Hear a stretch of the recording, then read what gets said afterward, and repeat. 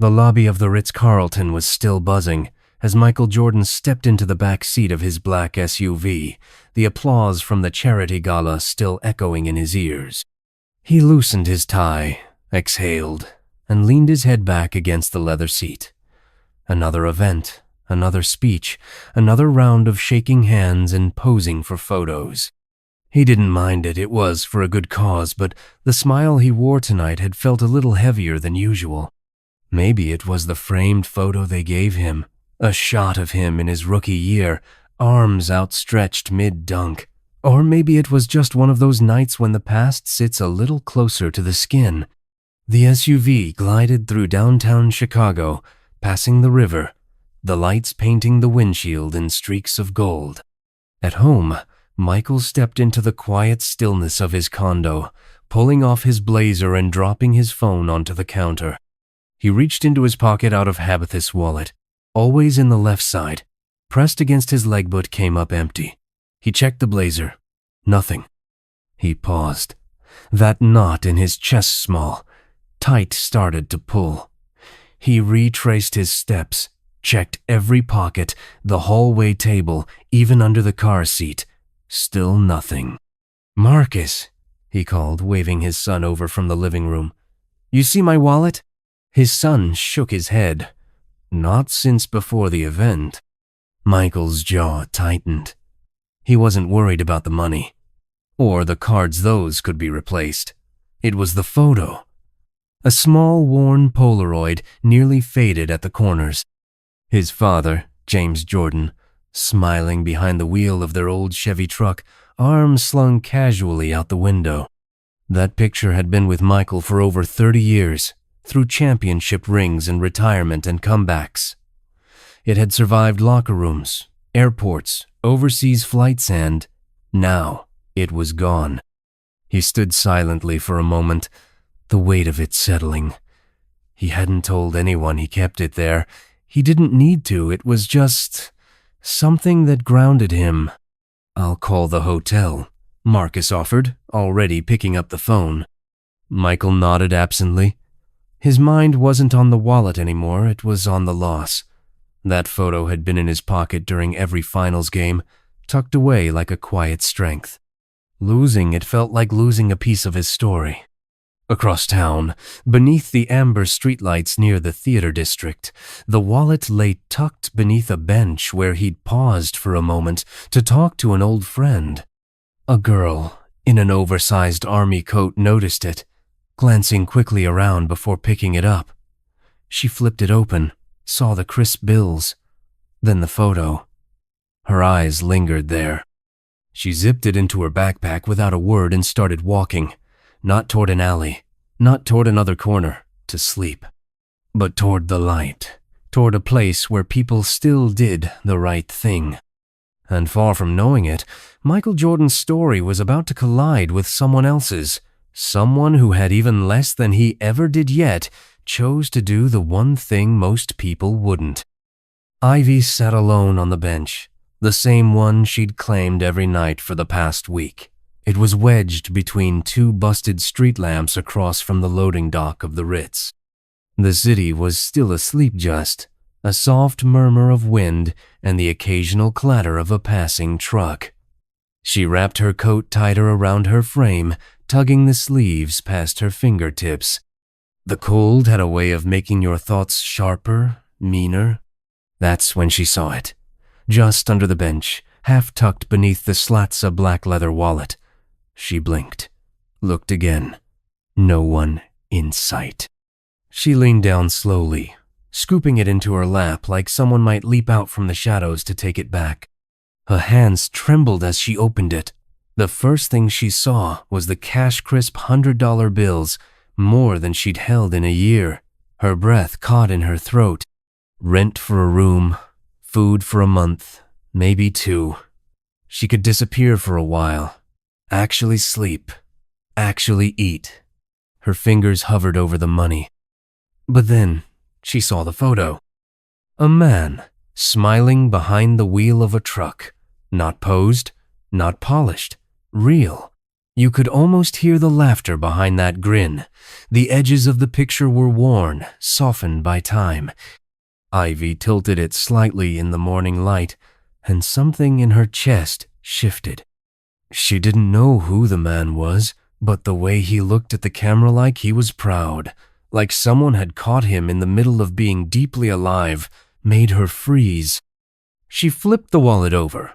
ID, credit cards, black business card that said Michael Jordan in gold script. Her eyes widened. "No way," she whispered. She knew the name. Everyone did. But even if it hadn't been his, even if it had belonged to some nobody in a suit, it wouldn't have changed the photo. It wouldn't have erased the gut punch of that smile, so familiar in a way she couldn't explain. Maybe because it reminded her of her mother before everything went to hell. Or maybe because for one split second, she wished someone had ever looked at her like that. She stuffed the photo back inside, closed the wallet, and stared across the street at the hotel. She could walk away. Nobody knew. Nobody saw. But that photo wouldn't leave her head. Neither would the idea that somewhere, someone was probably tearing his life apart looking for it. So she stood. Her legs ached. Her stomach growled. She hadn't eaten since yesterday afternoon, just half a muffin she'd split with a little boy who slept 2 tents down. But she walked. 5 blocks. Then 7. Then all the way to the police station, where she pushed open the glass door and stepped into the warm lobby. A tired-looking officer glanced up. Ivy held out the wallet. "I found this outside the Ritz," she said. "It's his. Tell him. Just tell him it's all there." The officer behind the counter gave her a strange look, like he wasn't sure whether to be suspicious or impressed. Ivy stood there silently, the wallet in her outstretched hand. Her hair was matted from the night, her coat oversized and stained, her sneakers more holes than fabric, but her eyes didn't flinch. He finally took it, turning it over in his hand. "You found this where?" "Near the Ritz," she said, brushing her bangs out of her face. "Under a bench.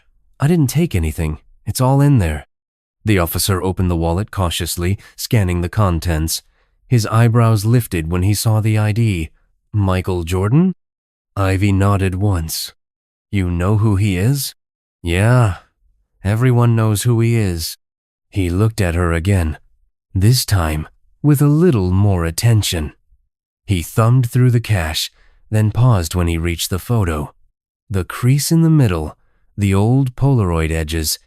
He whistled low under his breath. "You want to leave a name? A number?"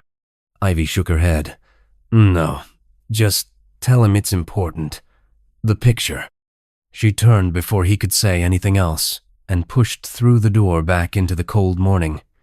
She didn't wait for a thank you or questions or even a receipt. She just wanted out. Her feet hit the sidewalk again, the rhythm of her sneakers against cracked pavement slowly replacing the pounding of her heart. Her fingers were still cold, her stomach still empty. But for the first time in weeks, maybe months, something in her felt clean, like she'd done something right in a world that rarely let her. Back inside the station, the officer stared at the wallet for a few more seconds, then placed it in the lost and found drawer with a small yellow note, returned by teenage girl, no name. Said to tell him the picture is important. By the time Ivy reached the South Side Park where she sometimes slept, the sun had begun to peek through the skyline. People were emerging from their apartments, clutching coffees, hurrying to buses and trains. She sat under the overhang near the basketball court, the one with the broken rim and the chain net. She pulled her knees to her chest and rested her head against the cold brick wall. She should have kept the money. At least that's what the voice in her head whispered. But another voice, quieter and harder to ignore, kept replaying the moment she saw the photograph. The look in that man's eyes, she'd known, somehow, that keeping it would have been like stealing something sacred. So she let it go. Not because she wanted something in return, not because she thought it would lead anywhere, but because deep down, no matter how many nights she'd spent shivering or how many strangers had looked past her on the sidewalk, she still wanted to be someone who did the right thing even when no one saw it. Even when no one knew her name. Michael stood in his kitchen, wallet in one hand, photo in the other. The same Polaroid that had ridden shotgun through every chapter of his life, crumpled and creased, but intact. His thumb brushed the edge slowly, like he was afraid it might disappear again. "Everything's still there," Marcus said, flipping through the cards as he leaned on the counter. "Even the cash." Michael didn't answer. He kept staring at the photo. His father's face, that easy smile, that quiet strength. Something about the whole thing felt off. Not wrong, just unusual. The world he lived in now didn't return wallets. It consumed, exploited, posted selfies with them. Whoever had handed this back hadn't wanted attention or reward. They hadn't even left a name. The officer on the phone earlier had been brief, respectful. It was a girl, 16 maybe. Oversized coat, just walked in, gave it to the desk. Said to tell you the picture mattered. Then she was gone. Did she give a name? Nope. Wouldn't even take a thank you. Michael set the wallet down and looked out the window at the skyline. The morning sun was slicing through the buildings, like it had something to prove. He felt something. Guilt, maybe, or humility. He'd lost count of the times he'd been applauded, honored, praised, but this quiet act of goodness, it stuck in his chest like a stone. Marcus handed the wallet back. "I mean, you got lucky. Most people would have pocketed the cash and ditched it." "Yeah," Michael muttered. "Most people would have." He paused. "Find out who she is." Marcus raised a brow. "How?" "I don't know. Start with the station. There's gotta be footage.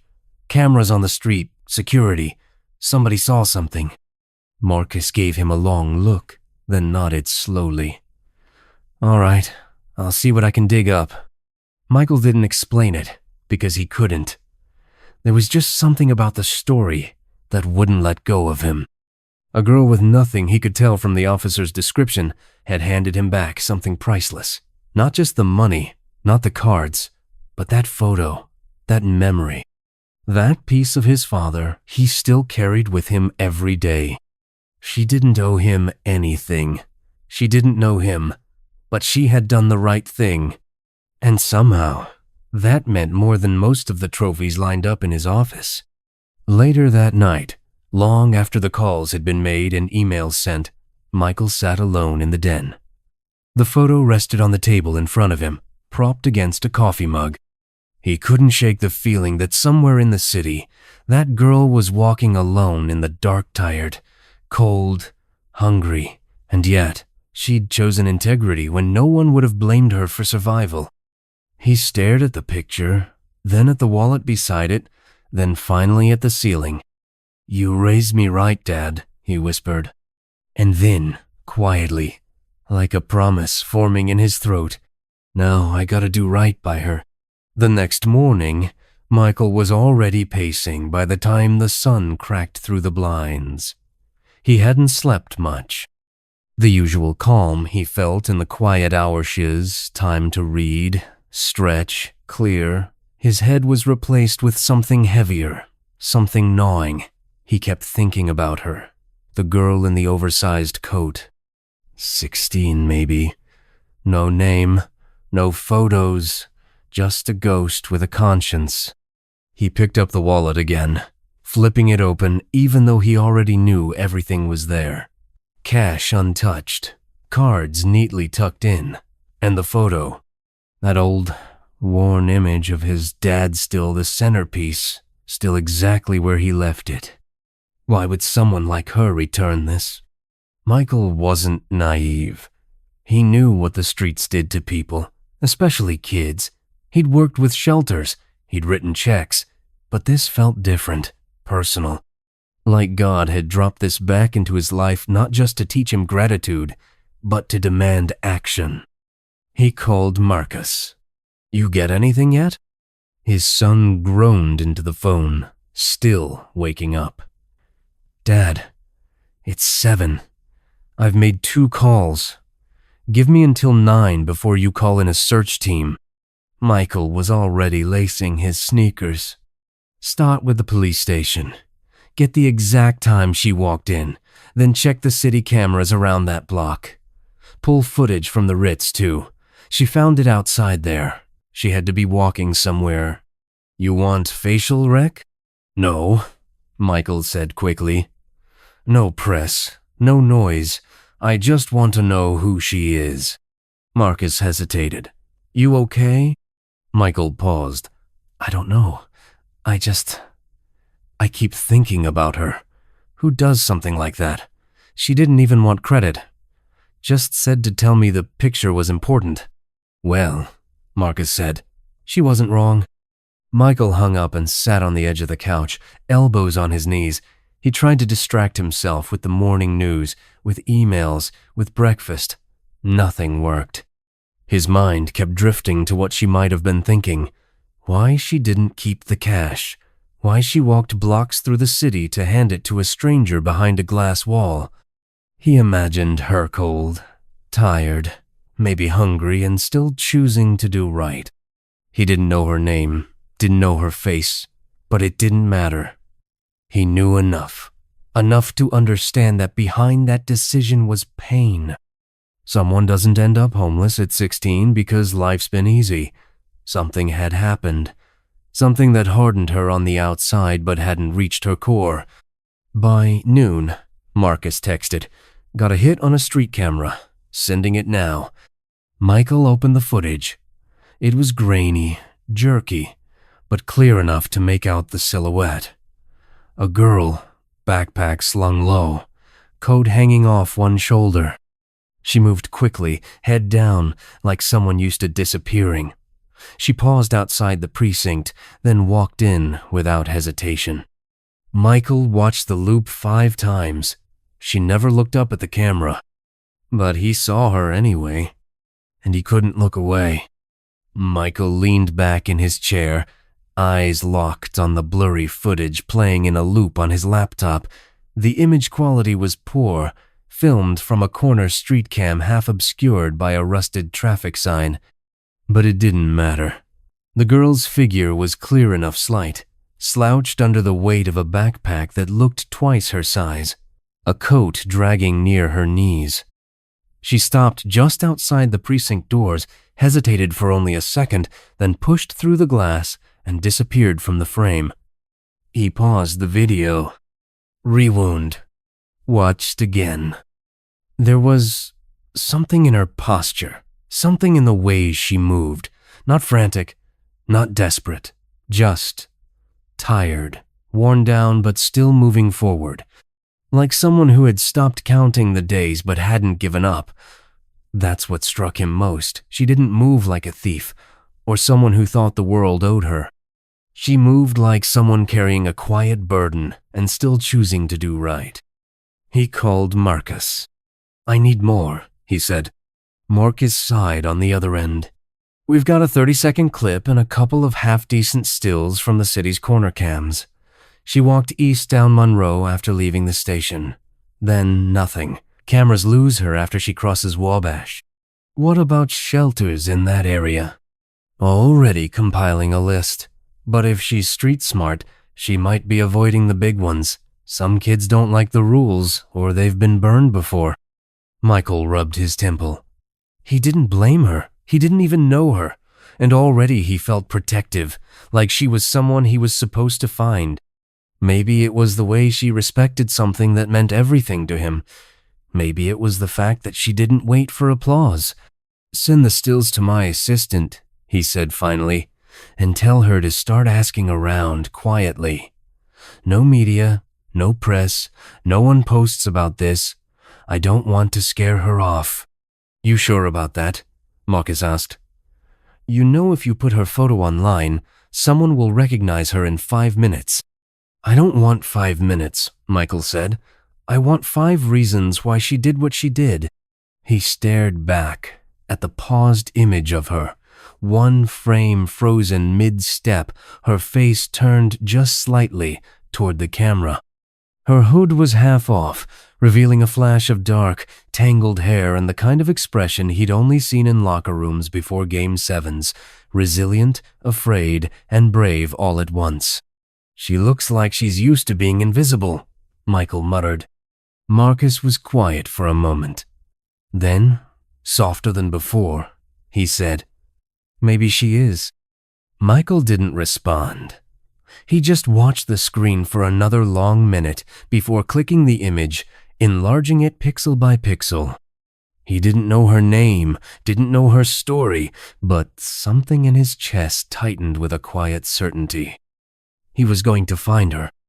Not because she gave his wallet back, but because she was someone the world had missed, and he didn't want to miss her too. The search took time, more than Michael expected. Fame could buy allotsalence, loyalty, attention, but not always answers, especially not in the places Ivy moved through. Places where people didn't ask questions, didn't offer names, and didn't trust suits who showed up asking about teenage girls with kind eyes and worn-out shoes. But eventually, the right person talked. It was a cook, mid-50s, maybe older, with sweat glistening on his forehead and the calm, quiet rhythm of someone who'd seen it all. He worked the line at a soup kitchen on the west side, 3 blocks past where the camera last caught Ivy. Michael didn't go in with an entourage. Just himself, a black baseball cap pulled low, and his assistant walking a step behind. The cook spotted him instantly. You're who I think you are, right? Michael nodded once. Not here for that, though. The cook folded his arms, skeptical. Then what's a guy like you doing down here? I'm looking for someone, Michael said. A girl, 16 maybe, wears an old army coat, backpack. She returned something of mine last week, walked it all the way to a police station, and didn't take a thing. That changed the cook's expression. His eyes narrowed, but not with suspicion, with recognition. Dark hair? Always wears that coat no matter how hot it is? Michael nodded again. The cook wiped his hands on a towel and motioned for them to step aside, away from the line of men and women waiting for lunch. She goes by Ivy, he said. Don't know if that's her real name, but that's what the kids call her. Doesn't say much. Shows up maybe twice a week. Always late. Always takes the plate to the far corner table. And if there's kids around, doesn't matter if she's starving, she gives half her food to them. Michael felt something in his chest pinch. Where does she stay? The cook shook his head. If she's smart, nowhere too long. She's like wind, here then gone. Last time I saw her was 3 days ago. Sat with a little boy who wouldn't eat unless she did too. She made it a game, said they were racing to finish. He laughed the whole time. Michael smiled faintly. That sounds like her. Ivy doesn't ask for anything, the cook said, watching him closely. And she doesn't trust anyone. Don't know what you're planning, Mr. Jordan, but if you find her, go slow. Don't scare her off. She's already been scared off plenty. Michael nodded, his voice low. I'm not here to fix her life. I want her to know someone sees her, that what she did mattered. The cook studied him for a moment longer, then pointed to a stack of milk crates out back. Sometimes she reads back there, in the alley, when the sun's out. Michael turned to leave, but the cook called after him. She's got something in her, that girl. Don't waste it trying to make her someone she's not. I won't. Michael said quietly, I just want her to have a shot. The park was quiet that afternoon. A soft breeze rustled the branches overhead, and the low hum of traffic was far enough to feel like another world. Michael stood at the edge of the worn path, his eyes locked on the girl seated beneath the statue of a Civil War general, scattering bits of bread onto the cracked concrete. A few pigeons fluttered at her feet. She wasn't looking up, just breaking the crusts from an old sandwich and tossing them one by one like it was a ritual. Her coat hung off her frame, the same one from the footage. Backpack slumped behind her, duct tape along one of the straps. From this distance, she looked even younger than he'd expected. Fragile, but not broken. Not quite. He stepped forward, slow and steady. She heard him before she saw him. Her shoulders tensed. Her hand hovered mid-toss. "Ivy?" he said. She turned, and for a moment, nothing moved. He saw the flicker of recognition in her eyes, the slow realization crawling across her face. She blinked, then blinked again, mouth slightly open. And then she grabbed her bag. "No, wait," Michael said quickly, hands raised, palms open. But she was already on her feet, backing away. Her eyes darted to the exits, calculating the path. The same instincts that had kept her safe all this time were lighting up at one's flight, always flight. "I'm not here to hurt you," he said. "I just wanted to thank you." She froze mid-step, suspicion carved deep into her brow. "Thank me?" she said. "For my wallet," he replied, "and for not taking anything." Ivy glanced at him, then at the path, then back. Her breathing was shallow, the way it got before you ran. He could see it. That edge, the one you only learned from nights on the street. "I didn't do it for a reward," she said flatly. "I know," Michael said. "You didn't even leave your name. I didn't need to. It wasn't mine." He nodded slowly. "You saw the photo." She hesitated. "Yeah, that photo. I've had it for 30 years. My dad, he died before I ever made it to the league. That picture's been with me through every game, every flight, every bad day." She looked down at her hands. "I figured it meant something. It meant everything." For a second, something passed between them. Not pity, not gratitude, just understanding. "I'm not trying to fix your life," he said. "I know people try, and it never works like they think." Ivy's eyes stayed on him, cautious, still guarded, but not running. I thought maybe you could use a meal. A warm one. Just one. You don't owe me anything." She didn't answer right away. A pigeon flapped off beside them. She adjusted her bag slowly. "One meal?" she asked. "Just one," he said. She exhaled, the tension in her frame loosening by an inch. Then she nodded, barely. "One." Michael smiled softly. "All right, one it is." They walked in silence. Michael didn't press her, and Ivy didn't offer anything. She stayed half a step behind, like she didn't want to be seen walking next to him, like she was waiting for the catch. Her fingers tugged nervously at the frayed hem of her coat. He caught it out of the corner of his eye and said nothing. The diner was small, tucked between a pawn shop and a boarded-up shoe store. The kind of place that smelled like burnt coffee and fried eggs at all hours.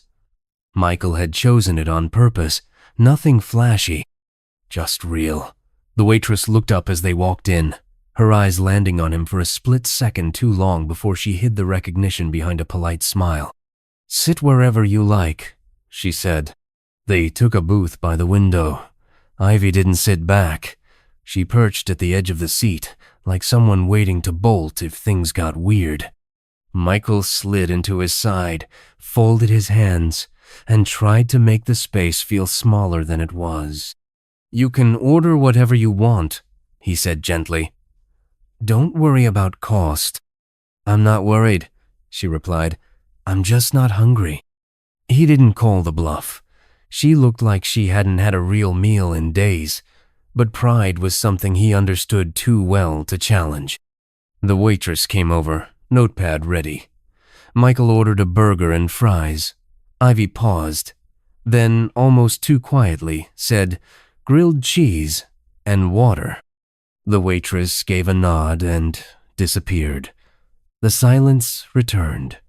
Michael looked out the window. "You got a place to stay tonight?" Ivy didn't answer right away.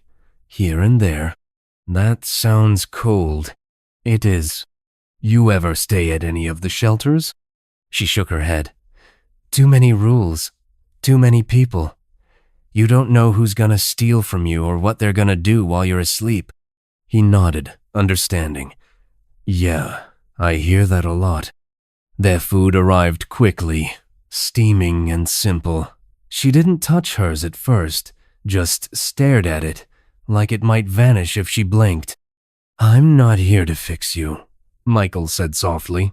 I couldn't stop thinking about what you did. You didn't have to return that wallet, but you did. You could have taken the money. No one would have blamed you." She finally looked up. Her eyes were sharp, but tired. It didn't feel right. That picture, it looked like something someone carried around because they needed to. And I figured I wouldn't want to be the reason someone lost something like that. He took a breath.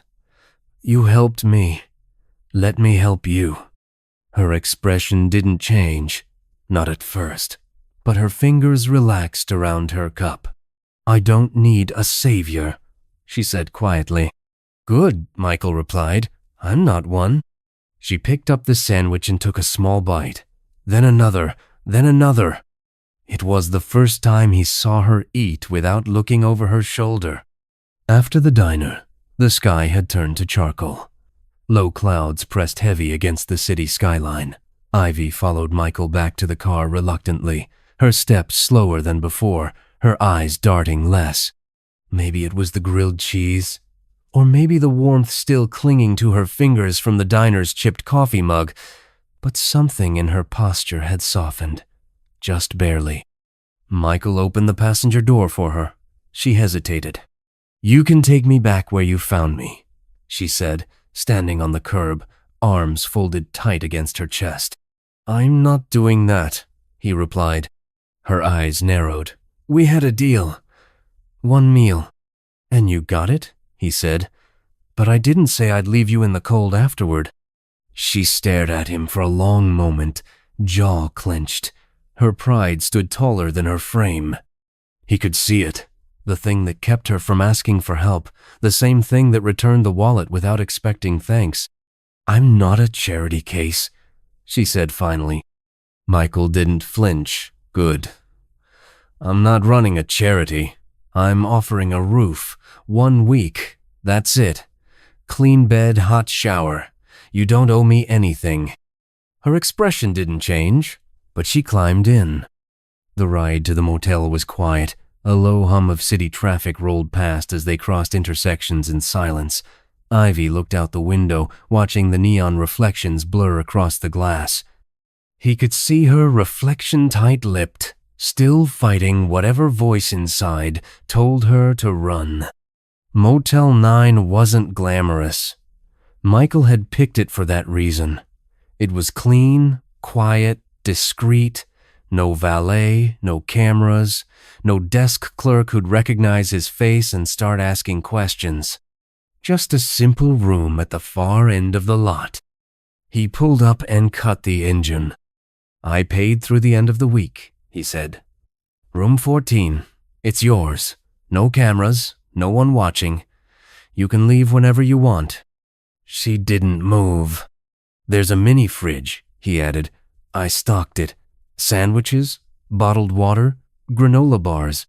Still, she sat. Then finally, "Why?" He looked at her. Not with pity, not with some grand answer. Just calm honesty. "Because you gave something back you could have kept. And maybe you don't think that matters, but it does." She stared forward a little longer, then quietly, almost too soft to hear, "I've never had my own room before." Michael opened his door. Then let this be the first. No strings. They walked to the door together. He handed her the key card. She took it slowly, like it might burn her hand. "I'll check in on you tomorrow," he said. She didn't answer, but she nodded once. He turned to leave. As he reached the car, he glanced back just once and saw the door creak open. Ivy stood in the frame, silhouetted by warm lamplight, eyes scanning the room. She didn't step inside yet, but she didn't run either. The next evening, Michael returned just after sunset. He didn't bring cameras or handlers, just a brown paper bag from the same diner and a 6-pack of root beer under his arm. He knocked once, then waited. The motel door creaked open a few inches. Ivy peered through the gap, hair damp, hoodie pulled tight. "I brought dinner," he said. "Burger and fries, same as yesterday." She hesitated, then opened the door a little wider. The room was small but clean-home bed, one table, a bathroom with the door open and steam still curling from the shower. The smell of fresh soap lingered in the air. "You smell like shampoo," he said. "They had the little bottles," she replied, barely glancing at him. "I took all of them." Michael grinned.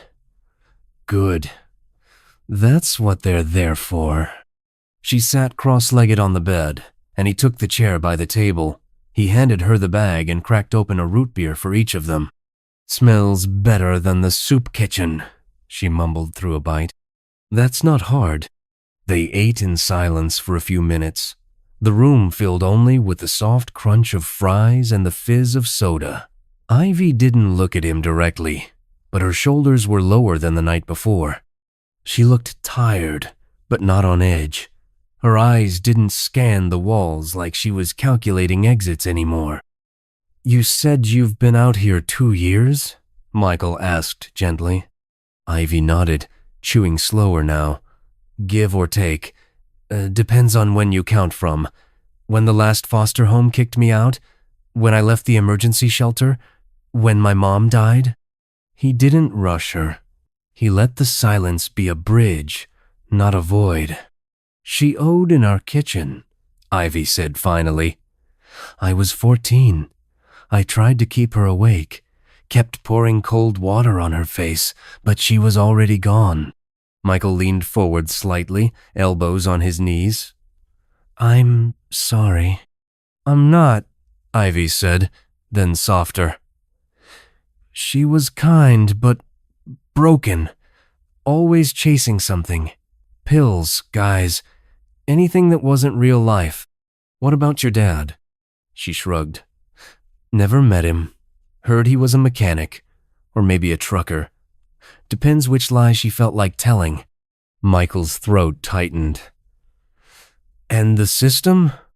Ivy gave a short laugh, bitter and hollow. 3 homes. First one was okay. Second one locked the fridge at night. Third one hit me when I asked for tampons. He said nothing. What could he say? I left. Figured the streets couldn't be worse. She looked down at her hands. "Sometimes they are. But at least out here, the rules make sense. You don't owe anyone anything." He nodded slowly. "And school?" She looked up for the first time, eyes sharp. "I read," she said. "I study. Libraries don't ask questions.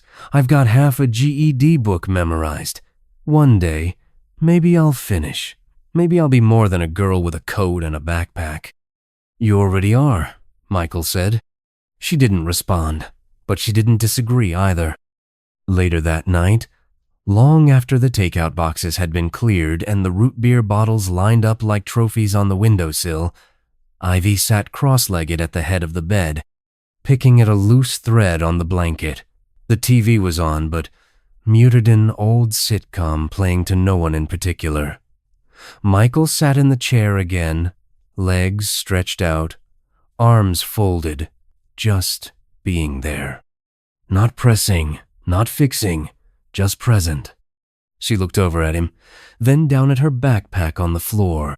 "You really want to see something?" she asked, voice barely above a whisper. Michael looked up. Of course. She bent down, unzipped the pack, and carefully pulled out a faded blue notebook. It was worn thin, the corners curled, the spine barely holding on. She held it for a second in her lap, running her hand over the cover like she was second-guessing the idea. Then, with a breath, she handed it over. Michael took it gently, like it might fall apart in his hands. The pages inside were covered with writing, small, tight, deliberate. No scribbles, no wasted space. Poems. Short stories. Pages marked Essay Draft and Personal Statement. Half a scholarship application, unfinished. Some pages had corrections in the margins. Others were so full of emotion it felt like reading them out loud would be an invasion. He turned a page and read the first few lines of an essay titled The Value of Invisible Things. His brow lifted, then softened. He flipped again. A poem titled Streetlight Sonata. He stopped there. Read every word. By the third page, he was no longer scanning. He was absorbing. When he looked up, Ivy was watching him carefully, like someone bracing for rejection. This is good, he said. She didn't react. I mean it. It's sharp, honest. More honest than anything I've read in years. She looked away. It doesn't matter.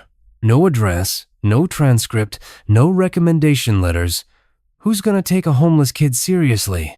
Michael tapped the notebook gently with his thumb. Anyone who reads this would. Ivy scoffed under her breath. You're just saying that. No, he said. I'm not. I know what talent looks like. I've spent my whole life trying to sharpen it, protect it. This, he held up the notebook. This is the real thing. She blinked quickly and turned her head, wiping her cheek with the sleeve of her hoodie before he could see the tear that slipped out. I kept thinking if I wrote it down, maybe someday I'd remember who I was before all of this, she whispered. Or who I could have been. Michael leaned forward, his voice low. You're not before anything. You're still becoming. And if you want help finishing this, I know people. I can make calls, quiet ones. She didn't say yes, but she didn't say no. She just reached for the notebook, held it to her chest, and whispered, Okay, maybe. And for the first time since they met, Michael saw something behind her eyes that hadn't been there before. Hope. 2 days later, Ivy sat on the edge of the motel bed, hair still damp from the shower, her hoodie sleeves pulled down over her hands. The notebook rested in her lap, open to a blank page. She hadn't written anything since she gave it to Michael. Somehow, putting anything down now felt riskier, like the words might betray her if they weren't perfect. A soft knock at the door made her flinch. She got up slowly, checked the peephole, Michael. When she opened the door, he stood there with a manila envelope tucked under one arm and 2 coffees in hand. Peace offering, he said, holding one out. I don't drink coffee, she said, eyeing the envelope instead. I know, this one's hot chocolate. He stepped inside and placed the envelope carefully on the table. Ivy didn't move toward it. Instead, she watched him like he'd just brought in something radioactive. What's that? Michael didn't answer right away. He sat in the same chair he always used and slid the envelope toward her like it was a chess move he'd been holding for the right moment. Open it. She narrowed her eyes. If this is adoption papers or some kind of save the stray kid thing, I'm leaving. Michael cracked a faint smile. It's not. Still wary, she sat down across from him and peeled the envelope open slowly, like it might bite. Inside was a tri-folded letter on crisp ivory paper, and behind it, a thin brochure with a school crest in gold foil. She read the first line, then read it again. Her hands started to shake. What is this? She whispered. It's a school. Michael said gently. Ridgewell Academy. Small private program on the north side. They read your writing. They want you. Ivy blinked hard. What? No, they don't even know me. They didn't have to, he said. Your words spoke for you. The dean of admissions called me personally. She stood up abruptly, backing away from the table like the envelope was cursed. No, she said. No, this is a setup. Schools don't want girls like me.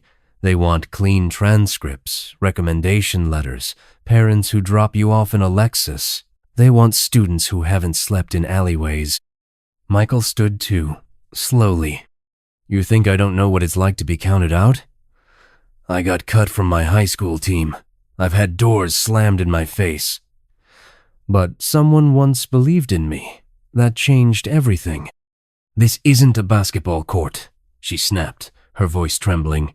This is my life. If I go there and they laugh at me, if I fail, there's no bounce back. There's just the street. He walked to her, careful, calm. Ivy, he said quietly. You already survived worse than anything a classroom can throw at you. This isn't a handout, it's a door. And you earned it. She looked at him, eyes glassy. Then at the letter again.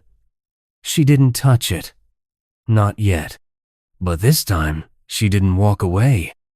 The first day at Ridgewell Academy was nothing like Ivy imagined. The school building stood tall and neat, its red brick walls covered in ivy plant.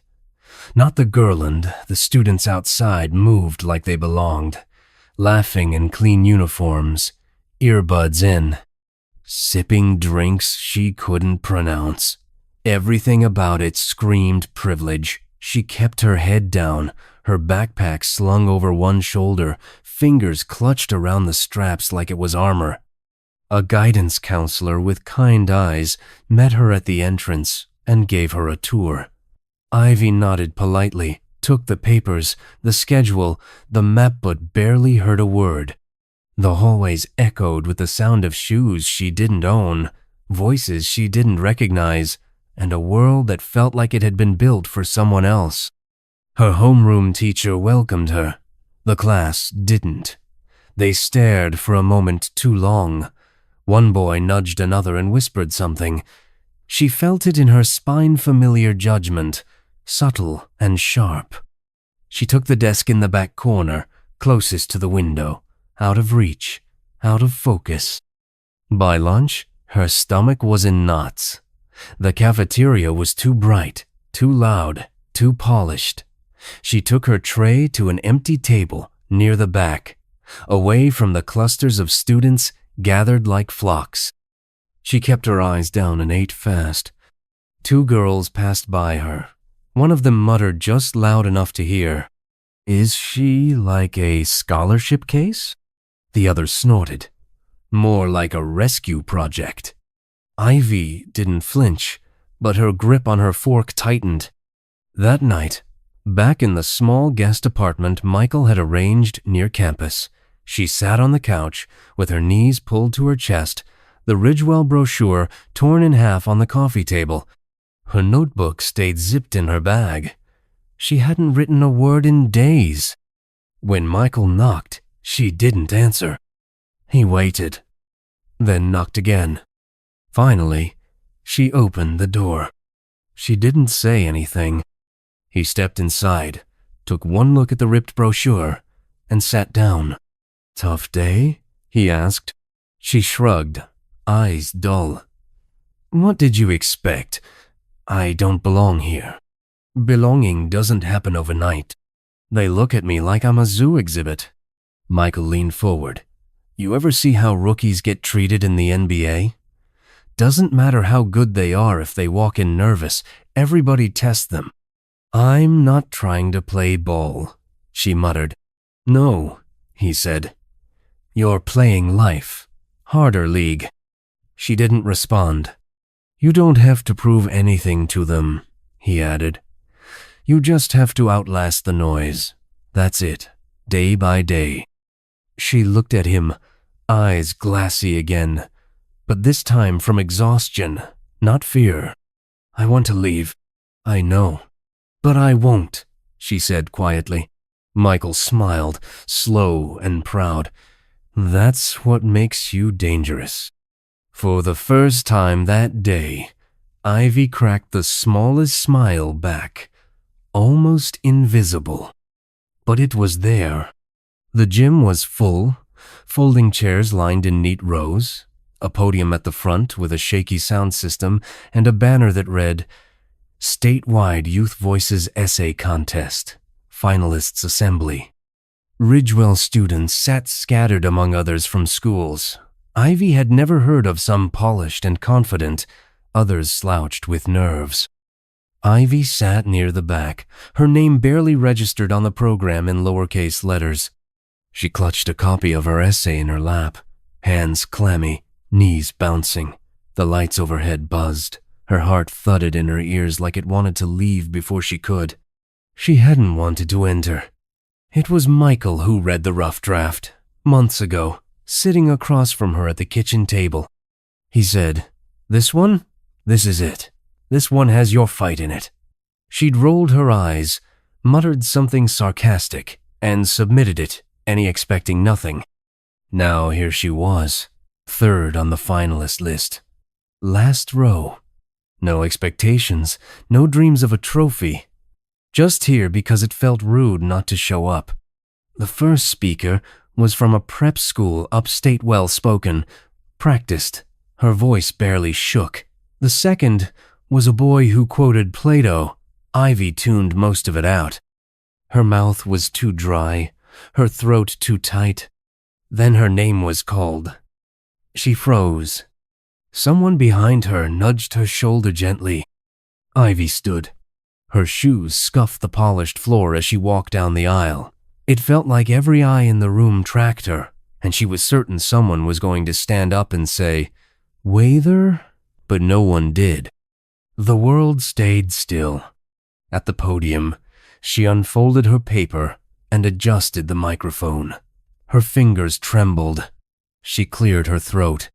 "My name is Ivy," she began, her voice barely louder than a whisper. "I wrote about what it means to be seen." And she read. Her voice grew steadier with each word. She told the story of Shadowsoft being invisible, of walking through crowds that never made room, of talking to doors that never opened. She wrote about nights when her name didn't matter, when her coat was the only thing that recognized her body. She wrote about returning a wallet she could have kept, not because she wanted a prize, but because, for one moment, someone's photograph looked like hope. She read the line Michael loved most last. "I don't need a spotlight. I just need to know I'm not disappearing." The room was quiet when she finished. Too quiet. Then someone clapped. Then another. And then the room rose first row to back, and the applause didn't sound polite anymore. It sounded real. Ivy stepped down, stunned. Her classmates were standing. A few had tears in their eyes. She returned to her seat. Her hand still shook. But this time, it wasn't fear. It was something else. Later, when the announcer called her name again, this time as the first place winner, she didn't hesitate. She walked back to that podium, taller than she ever had before. Scene. The sun beamed through the cathedral windows of Ridgewell's auditorium, casting golden patterns across the stage floor. Ivy stood behind the podium in her cap and gown, her tassel swaying softly each time she inhaled. The crowd stretched before her parents, faculty, classmates, rows and rows of polished shoes and proud faces, but she only saw one. Front row, center. Michael Jordan, sitting with his hands folded, wearing a charcoal suit and the faintest smile. No cameras, no entourage, just him. Her fingers curled around the edges of her speech, but she didn't need the paper. Every word was already written in the back of her mind, in the margins of old notebooks, and in every long night she spent proving to herself that she could make it here. She looked out at the sea of students in caps identical to hers, then down at her hand steady now, no shaking. For the first time in her life, her voice didn't feel borrowed. "I wasn't supposed to be here," she began, voice clear, strong. "Not in this gown. Not on this stage." There were a few rustles in the crowd, but she continued. 3 years ago, I was living on a park bench with nothing but a backpack and a coat too big for me. I wasn't filling out college applications. I was figuring out where to sleep without getting robbed, where to eat without begging. A hush fell over the room, and then I found a wallet, she said. One that belonged to someone the whole world already knew. Inside was cash, sure, but also a photograph, something personal, something fragile, something worth more than money. Michael didn't move, but she saw his eyes soften. I gave it back, not because I thought it would change anything, but because, for the first time in a long time, I wanted to be the kind of person who did the right thing, even when no one was watching. She paused, scanning the audience slowly. Turns out, someone was watching. A ripple of laughter moved gently through the crowd. That one act led me here, to a school that took a chance on a kid with no record and no address, to teachers who saw what I could be, not what I had been, to friends who didn't ask where I came from, only where I wanted to go. She turned toward Michael, just for a breath. He nodded. And to a man who reminded me that second chances don't come wrapped in gold. Sometimes they come in the form of a hot meal, a quiet place to sleep, and someone who shows up and stays. She took a breath. Then the final line. "All I did was return a wallet," she said. "And in return, I got my life back." The applause didn't erupt. It unfolded like a wave moving across the auditorium. A standing ovation rose around her, but all Ivy could do was exhale, close her eyes, and finally let herself feel it. She had arrived, and she had done it as herself. The office was small, just 2 desks, a creaky window that didn't shut all the way, and a bulletin board cluttered with flyers for shelters, tutoring programs, and AA meetings. Ivy sat behind the larger of the 2 desks, typing quietly on an old laptop with a cracked spacebar. Her name was on the door now. Ivy Morgan, Youth Outreach Coordinator. She still laughed at that title when no one was around. It sounded too official, too permanent, but somehow it stuck. On the corner of her desk, in a worn black frame, was a photograph, the same one she had returned years ago, before her name meant anything, before the world had noticed. Michael's father, his calm eyes and proud smile frozen in time. She glanced at it now and then when the days got long or the stories too heavy. It reminded her of why she was here. That afternoon, a knock came at the door. She stood, smoothing the sleeves of her cardigan. The girl who walked in couldn't have been more than 15. Hoodie pulled low, eyes darting, a bruised cheek half hidden by unwashed hair. Ivy recognized the look instantly somewhere between defiance and desperation. The girl hovered just inside the threshold, arms crossed, ready to bolt. "You're Ivy?" she asked. "I am," Ivy said, stepping out from behind the desk. "You're safe here. You want to sit?" The girl didn't sit. "Not yet. I heard you help people." "I try to," Ivy replied. The girl hesitated. "I don't need a lecture." "Good," Ivy said with a small smile. "I'm not good at giving them." They stood in silence for a beat. Then the girl dropped her backpack to the floor and sank into the chair opposite Ivy's. "I don't know where to go," she whispered. "I got kicked out. My mom's boyfriend said I was dead weight." Ivy nodded slowly. She'd heard this before, too many times, but she never got numb to it. "You're not dead weight," she said, "and we're gonna figure this out." The girl looked up, eyes glassy. Why do you care? Ivy turned slightly, her hand brushing against the frame on her desk. Because someone cared when they didn't have to, she said. And it changed everything. The girl didn't answer, but she didn't leave. Ivy reached into her drawer and pulled out a granola bar, set it gently on the desk, and slid a clean notepad across the surface. Let's start with your name, she said. You don't have to give your real one yet, just one we can use for now. The girl stared at the pad for a moment, then picked up the pen. She scribbled something. Sky, it read. Ivy smiled. Nice to meet you, Sky. And as she leaned back in her chair, listening, guiding, holding space for a girl just like she once was, Ivy didn't need to look at the photo to feel its presence. The full circle had already happened. She was someone's second chance now. The shelter was alive with quiet motion. Volunteers moved through the halls with folded towels, trays of warm food, whispered greetings. Children laughed in the common area over a beat-up deck of cards. A boy no older than 10 carefully traced letters on a worksheet, while a staff member encouraged him with a soft smile. It was calm, but not still filled with the kind of motion that came from people learning how to stand again. Ivy walked through the front entrance, her boots echoing gently on the newly polished floor. Above her, carved into the wall in brushed steel letters, were the words, "The Ivy Morgan Center for Youth Renewal." She didn't stop to look at them anymore. Not because she didn't care, because she'd finally made peace with the idea that it was real. In one hand, she carried a clipboard. In the other, a stack of handwritten thank you notes from kids in the transitional housing program. She tucked the notes under her arm as a boy with a buzz cut ran past her, shouting, "Miss Ivy!" She turned with a grin and high-fived him without breaking stride.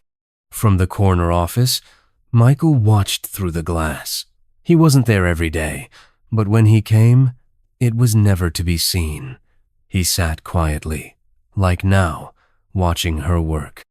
A girl who used to carry all her belongings in a backpack now carried responsibility like it was a badge. No spotlight, no speeches, just presence. His voice played in a slow, steady voiceover. She thought she was returning something that belonged to me. Ivy crouched down beside a girl who was crying near the stairwell. No dramatic gestures, just listening. A hand on her shoulder, a whisper. And when the tears slowed, Ivy pulled a tissue from her pocket, dabbed the girl's cheek, and smiled. But what she gave me was purpose. Michael leaned back in his chair. In front of him sat the same photograph she had returned. His father's smile looked no less proud today. And behind the frame, tucked into the corner, was a note Ivy had written him years ago. Short, one sentence. Thanks for not giving up on the girl with the coat. Outside the office, Ivy was giving a tour to a new donor, introducing him to the staff. Her voice was confident, full of quiet authority. She no longer needed to explain who she was. The place spoke for her. As she walked past the window, she caught sight of Michael. They exchanged a look. Not a wave, not a nod, just something unspoken gratitude, understanding, history. And then she kept walking, because there were people to help, stories to listen to, kids to protect.